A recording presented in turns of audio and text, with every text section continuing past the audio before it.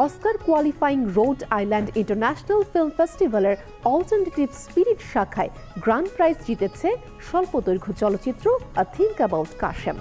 A think about Kashem নিয়ে এ সপ্তাহের চলচ্চিত্র।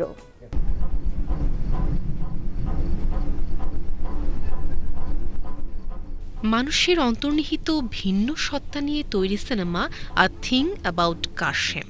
কাশেম একসময় তার ভেতরের ভিন্ন সত্তাকে আবিষ্কার করে, তার জীবনে তোলপাড় শুরু হয়, আর সেই অবস্থা সে কিভাবে নিয়ন্ত্রণ করে, এই সিনেমার কাহিনী।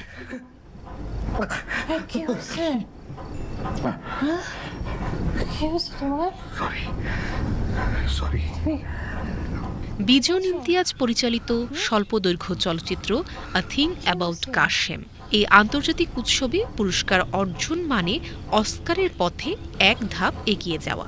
কিছু শর্ত পূরণ সাপেক্ষে অস্কারে সাবমিট করা যাবে বাংলাদেশের এ সিনেমা।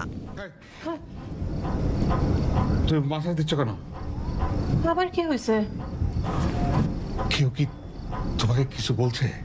কে কি বলবে? আমি কি মাসাজ দিতে বলছি তোমাকে? এত কিছু থাকলে মাসাজ দিচ্ছ কেন?